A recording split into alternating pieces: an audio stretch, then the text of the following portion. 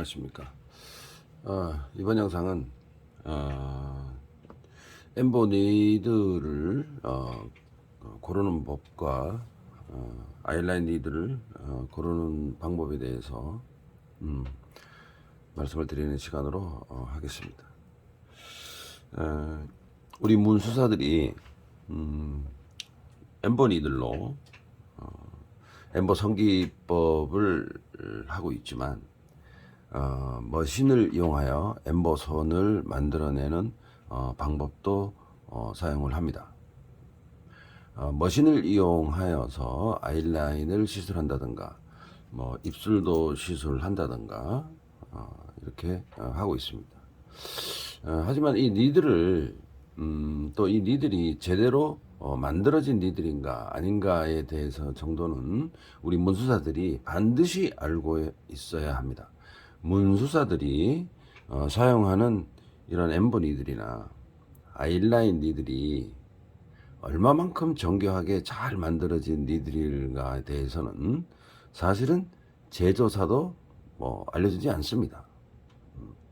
하지만 우리 이제 사용자, 즉 문수사들도 사실은 그렇게 많이 알고 있지 않아요. 그냥 제품은 나오니까 그냥 이제 사용하는 정도인데, 우리가 이 엠보 시술할 때 색소를 이렇게 팔레트에 잘 이렇게 개서 우리가 커팅을 하는 방법이 있다라고 이제 말씀을 이제 드렸습니다. 근데 엠보 시술을 할 때 결정적인 거는 색소가 아니고 니들이죠. 이 니들이 얼마나 잘 사용하느냐 하는 문제예요. 하지만 이 니들 끝, 자, 제가 한번 체결 한번 해보겠습니다. 이렇게 체결이 이렇게 되죠. 자, 이런 식으로 이제 체결을 하는데, 이 니들 끝단, 자, 니들 끝단에 얼마나 만큼 날카로움을 유지하고 있느냐 하는 문제가 최대의 관건이 아닐 수 없습니다. 자, 그러면 자, 3D 엠보침을 보여드릴게요. 여기 보강대가 붙어 있는 게 3D 엠보침입니다. 자, 이 니들 끝단이 얼마만큼 뾰족하고 그 원형을 잘 유지를 하고 있는가가 좋은 니들이라는 뜻입니다. 물론 이제 니들하고 니들 간섭 현상 이런 여러 가지도 봐야 되겠지만, 일단은 바늘이니까 뾰족해야 된다는 뜻입니다. 저희들 같이 문수사뿐만 아니고 문신사들이 사용하는 니들도 무조건 니들 끝이 뾰족하게 잘 만들어져야 한다는 것은 너무나 상식적인 일입니다. 하지만 우리 문수사들이 사용하는 엠보 니들과 아이라인 니들은 보면은 불량률이 사실은 상당하다는 사실입니다. 우리 여러 문수사 분들께서는 불량률을 사실 모르고 지나가는 거예요.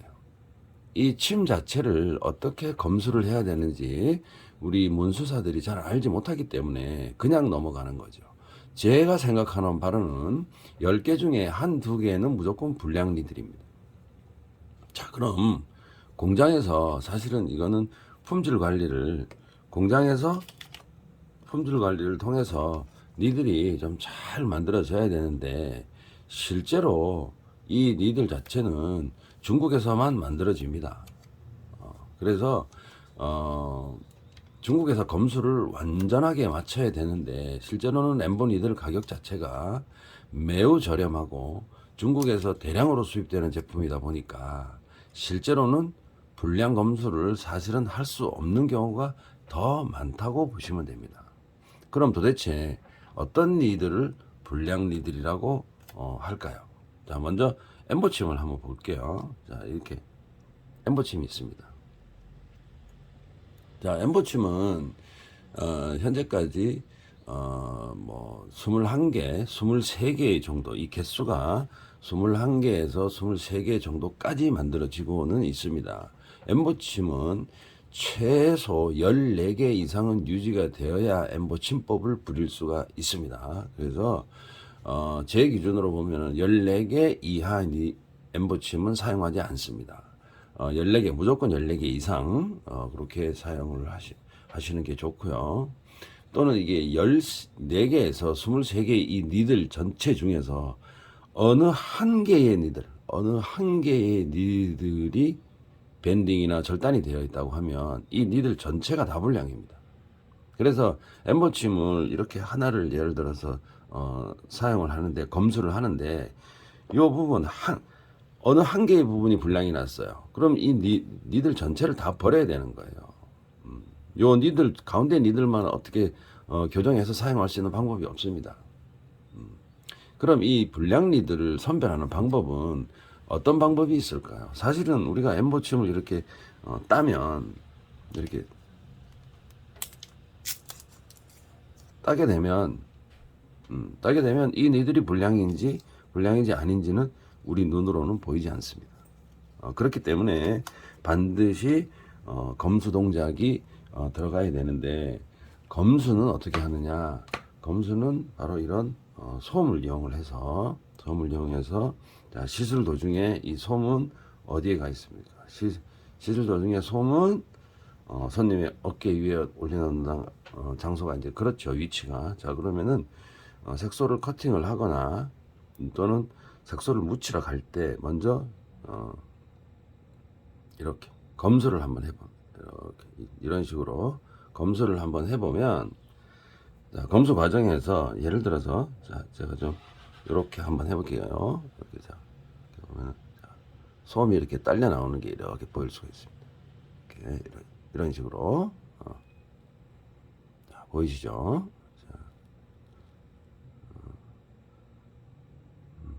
자, 요렇게 되는 현상을 요거를 불량 검수를 한다. 요렇게 이제 생각을 하시고 색소를 이렇게 묻히고 사용을 하다가 닦아야 될 거 아닙니까? 그죠? 자, 닦아야 되는 과정에서 딱 보면은 솜 오라기가 하나 딸려 나온다. 이렇게 만약에 하면은 이거는 불량 니들이 된다는 것입니다. 자, 간단합니다. 여러분들이 시술 동작을 모든 준비를 다 끝내놓고 자, 시술하기 전에 솜을 한번 이렇게 닦아보는 것입니다. 이렇게.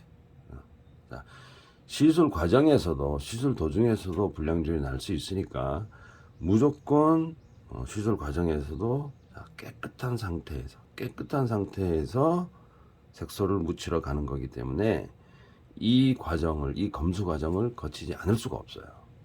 그런데 통상 보면은 이 과정을 거치지 않고 색소에다가 니들에다가 색소를 잔뜩 묻혀가지고 시술 끝날 때까지 막 하시는 분들이 있잖아요. 이런 분들은 이 검수라는 것 자체를 모릅니다. 그래서 색소 끝에 니들의 색소가 너무 많이 묻어 있으면 검수 동작도 안 될 뿐더러 깔끔한 시술을 할 수 없다. 이렇게 됩니다. 그러면은 이 불량니들 자체는 왜 사용하면 안 되냐? 이렇게 솜털이 하나 이렇게 딸려 나온다면 왜 안 되냐? 이 니들은 손님에게 사용하면 안 됩니다. 선이 굵게 나오고 아무래도 끝이 밴딩이 되어 있으면 굵게 나올 수밖에 없고 우리 반영 과정은 고객의 진피 상단부까지 들어간다고 했습니다. 그럼 고객의 진피 상단부를 긁게 돼서 더 많은 데미지를 주게 됩니다. 또 이렇게 되면은 부드러운 곡선을 만들어내는데 좀 불편하게 되고 이 불량니들로 인하여 인접한 니들, 자, 만약에 여기에서 7번째 니들이 불량이 됐다. 그러면 6번째하고 8번째 니들이 간섭 현상이 일어나지 않기 때문에 와프 현상이 일어납니다. 와프 현상이라는 것은 니들이 원형을 유지하지 않고 불량 니들 하나 때문에 니들이 뒤틀리는 현상이 일어나게 됩니다. 여러분들 눈으로는 잘 보이지 않지만 실제 시술 결과에서 선이 좀 구불거리고 만들어지거나 선이 좀 딱딱하게 만들어지거나 이런 현상들이 일어나게 되는 것입니다.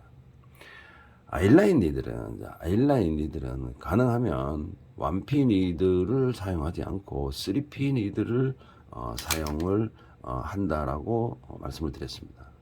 아일라인 니들 또한 솜에다 대고 엠보 니들과 같은 방법으로 색소가 이제 찍혀져 있겠죠. 그러면은 자, 색소를 닦아내는 듯한 과정을 이렇게 거치게 됩니다. 그러면은 솜오라기가 한 올이 만약에 딸려 나오게 된다.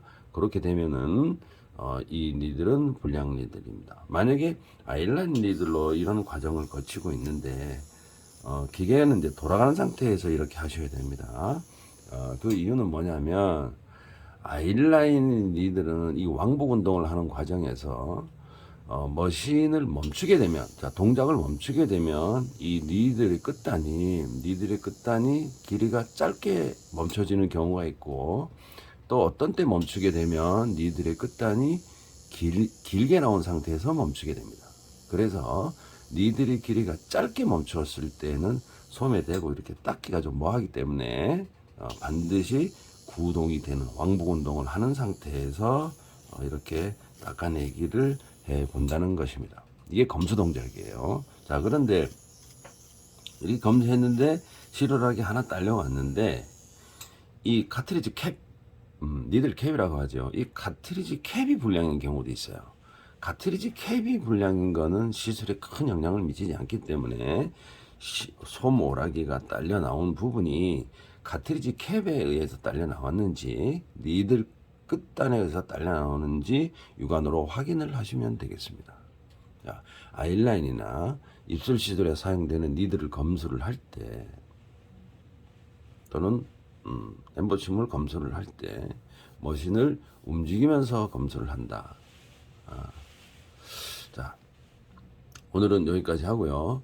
아이라인이나 입술에 사용되는 니들을 검수를 할 때 머신을 자, 이렇게 움직이면서 시술을 계속 이어나가야 되는 너무나 중요한, 아주 중요한 이유가 있습니다. 그 이유는 다음 영상에서 알려드리도록 하겠습니다. 구독과 좋아요 부탁드리겠습니다. 감사합니다.